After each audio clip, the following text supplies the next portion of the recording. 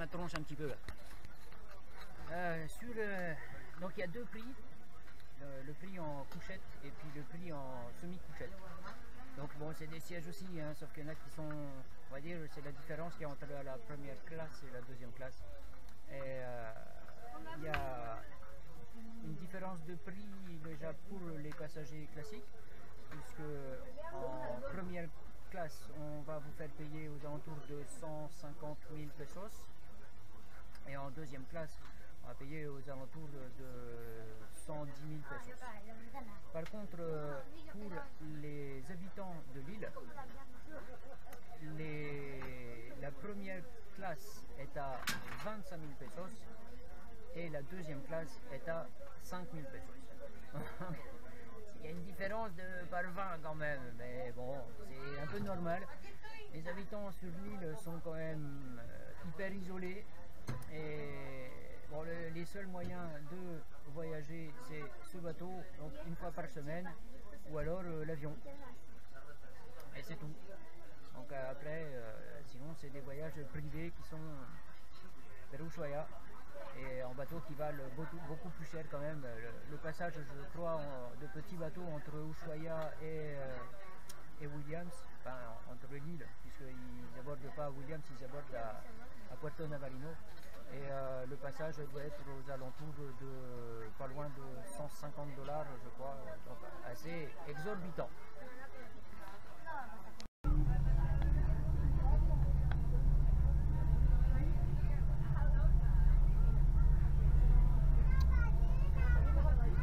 Voilà, donc ce que vous voyez là, c'est un dauphin de Commerson dont je vous parlais.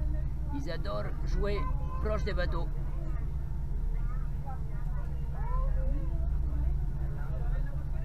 On les reconnaît très facilement à leur ventre blanc.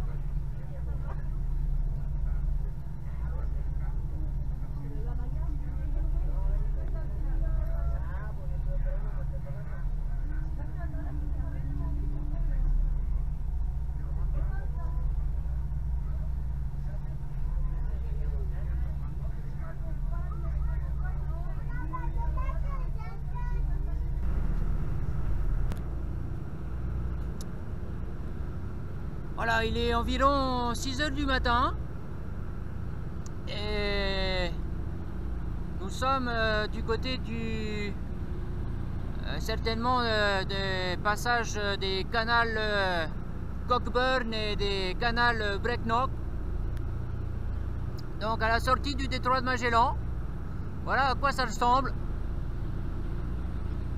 Autour de nous, ouais, c'est comme si c'était des milliers d'îles partout. C'est le petit jour, on voit pas grand chose. Un petit peu de précipitation très légère. Bonjour monsieur le capitaine.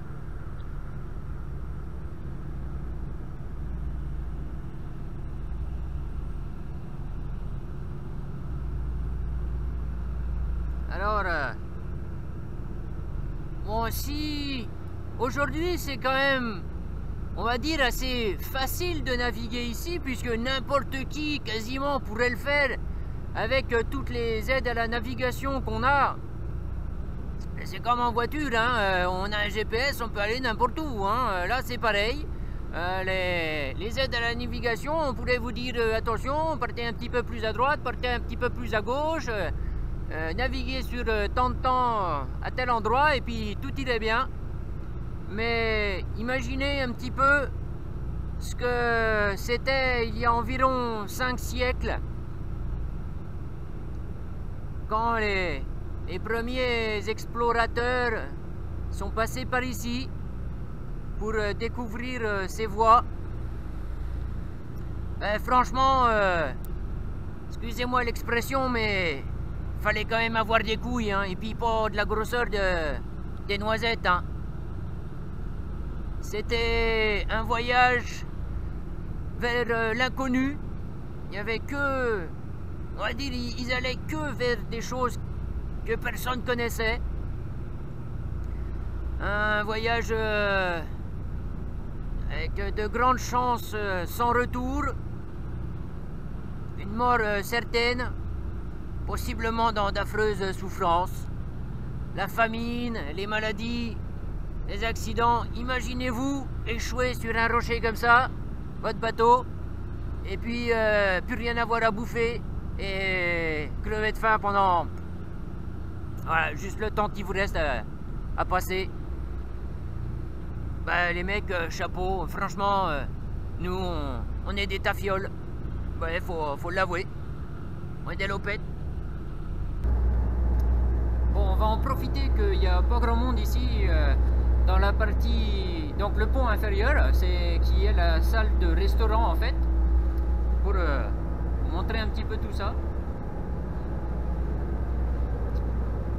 Donc c'est là que nos repas sont servis.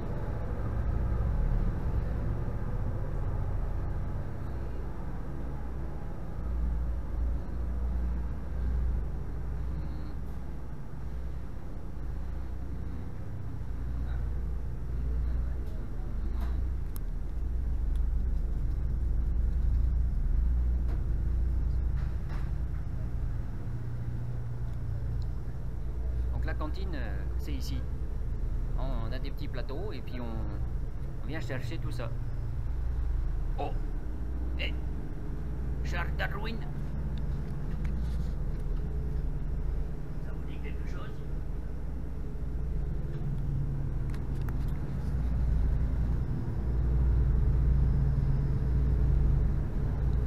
Donc deuxième partie restaurant.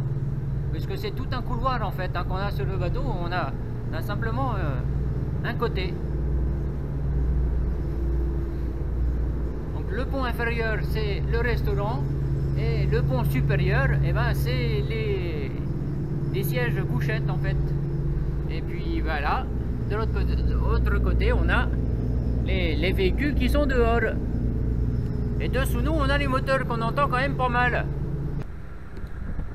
J'ai fait un petit interlude pour aller chercher une couche supplémentaire parce que là donc on est rentré maintenant dans le canal Occasion et on a un petit vent de face qui est pas piqué des verres. Bon, c'est pas grand chose non plus, mais comme il est à peine 7 h du matin, ça pique un peu. Et voilà, donc pourquoi la doudoune? Et bien par contre ça bouge absolument plus du tout, on a absolument plus aucune vague. Bon, maintenant on est proche de tous côtés. Là, les rochers qui sont là, super proches. Ici, là, c'est pareil, ils sont pas loin. Il y en a partout. Là, celui-là, je crois qu'il va nous friser les babines. Hop, juste là. C'est magnifique. Bon, j'espère qu'il va pas nous faire passer là quand même, parce que là, ça va toucher.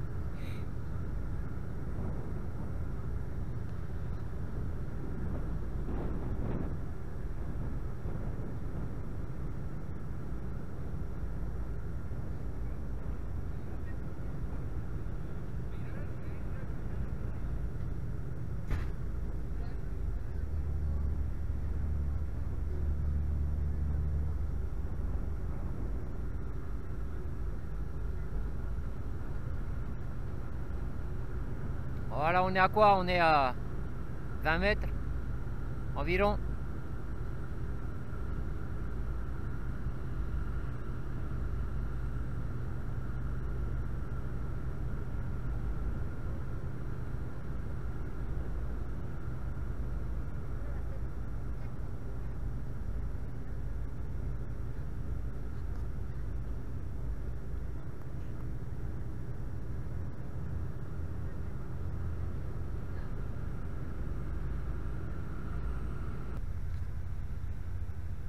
Donc le capitaine nous a fait passer par ici, par le petit canal ici, au lieu de faire le tour du phare qu'on voit par là. Donc il nous évidemment ça nous aurait pris un peu plus de temps. Et puis bon là faut avouer que là c'était super joli de passer au ras des rochers comme ça, c'était pas mal. Surtout qu'il fait quand même assez beau. Donc on en profite. Voilà, il est maintenant presque 13 h. On va pas tarder à casser la croûte pour le midi puisque tous les repas sont compris dans le prix. Et on va pas tarder à attaquer le canal de Darwin qui lui débouchera au niveau du canal de Beagle, à l'ouest du canal de Beagle. Donc le paysage a changé un petit peu, on passe sur des monts qui sont plus hauts, plus enneigés.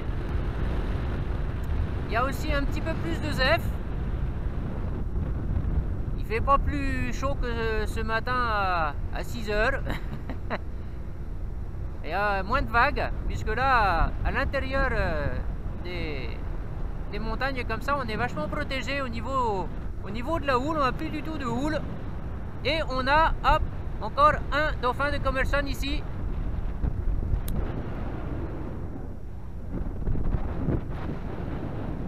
On va se rapprocher un peu. On va aller le prendre en photo de plus près. Viens là, petit dauphin. Qui qu'il est? Regardez. Quand ils sont pas devant, ils sont derrière. Voilà. Donc, encore un joli petit dauphin de Commerson. S'il pouvait nous faire quelques acrobaties flippers, ce serait pas mal, hein?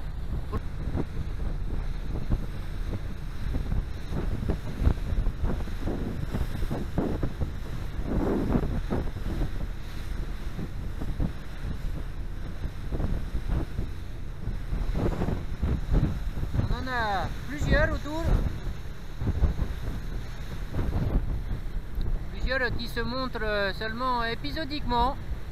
Il y en a deux qui nagent de pair.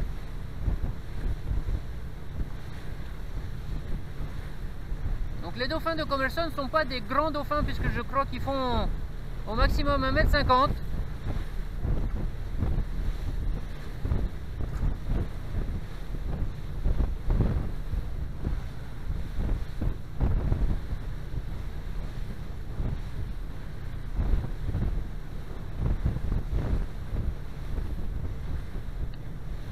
Ceux-là sont pas comme celui qu'on a vu hier juste au départ de Punta Arenas. C'était très joueur, il nous faisait des belles petites cabrioles.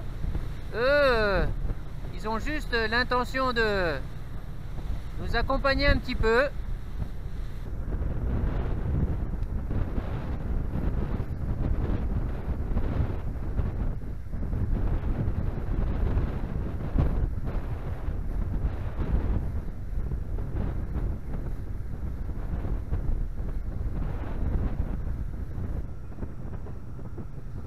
Une petite anse qu'on a ici, comme ça, avec une dépression derrière. Bon, bien sûr, oubliez le sable blanc, les cocotiers et les vainets. C'est pas vraiment couleur locale. Mais moi, je trouve ça assez joli quand même. Nous attaquons maintenant l'ouest du canal de Beagle. Et ça fait déjà un peu plus de 21 h qu'on navigue et on commence à voir les premiers glaciers ici. Donc ici aussi, on va en enchaîner plusieurs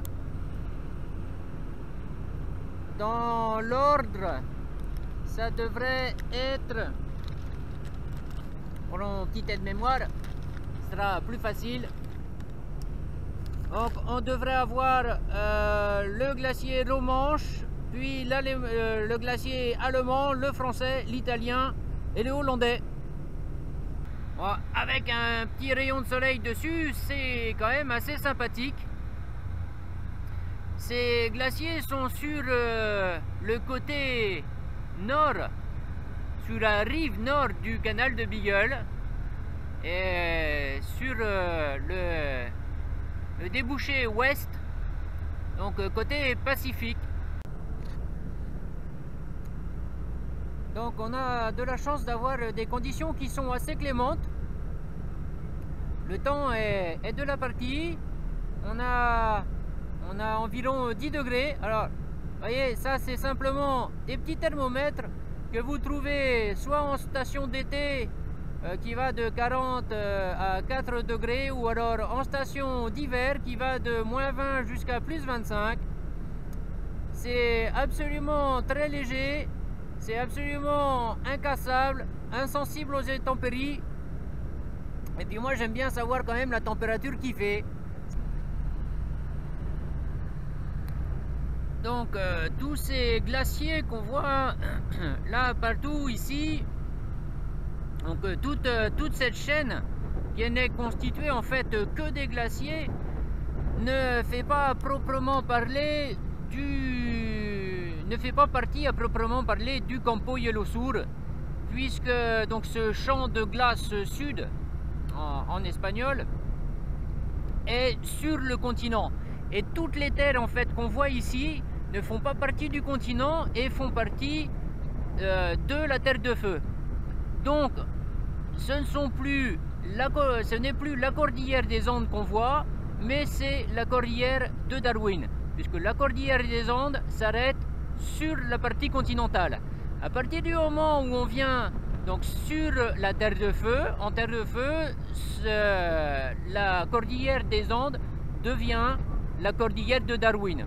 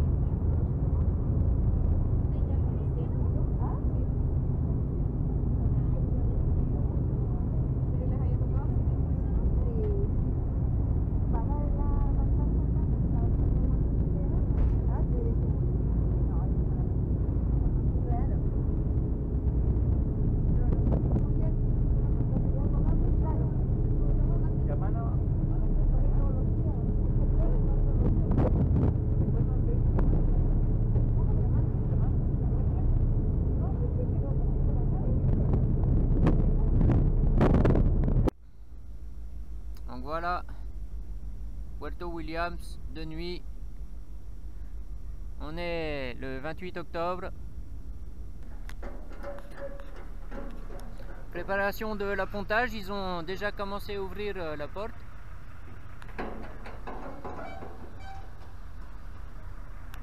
Déverrouille les rampes. Ici on va bientôt toucher le quai.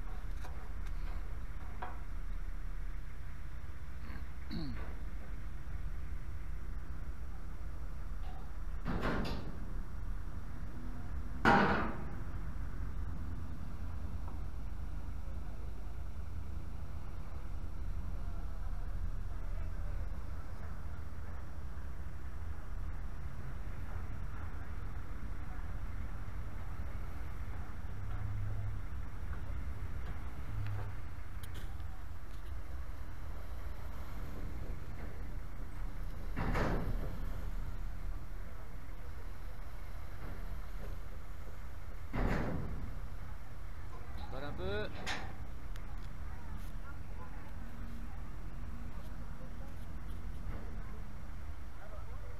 Et voilà.